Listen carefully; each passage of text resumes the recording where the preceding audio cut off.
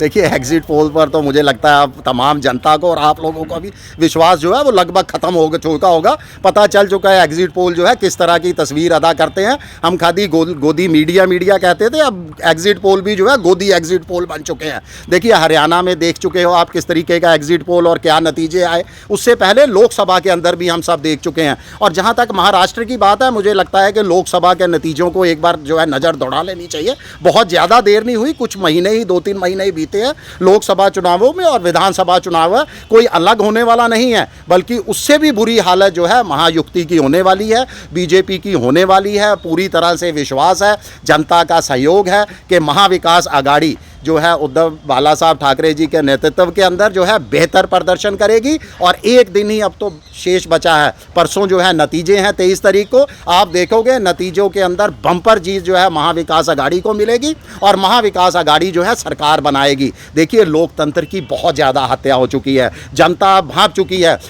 महाराष्ट्र के अंदर जो पैसे का खेल चला है, जो लगातार आपने देखा है कि कितने करोड़ों रुपए जब्त हुए हैं और खुलेआम जो है वो पैसे बांटे गए हैं, तो जनता जो है ये इसको माफ़ करने वाली नहीं है। जनता सब कुछ देख रही है और मत पेटियों के अंदर ईवीएम मशीनों के अंदर जनता का वोट बंद हो चुका है, जो 23 को खुलेगा और उसके अंदर बम्पर जीत आप महाविकास आघाड़ी की देखो।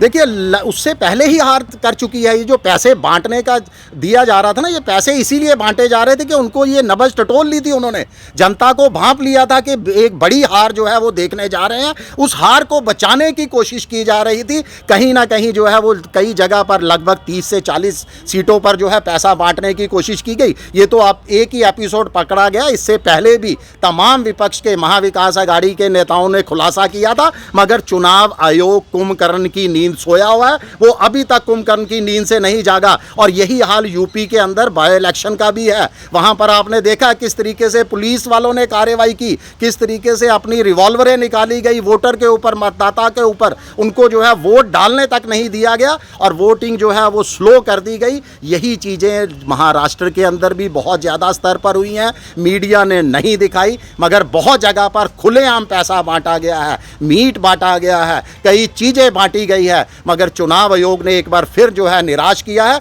मगर मुझे लगता है कि जनता निराश नहीं करेगी, जनता इनको सबक सिखाएगी। ये मुंगेरी लाल के सपने हैं, मुंगेरी लाल के सपने सपने ही रहेंगे। ये हकीकत, ये किस बात की कह रहे हैं कि महाराष्ट्र में हम जो है सत्ता में आए।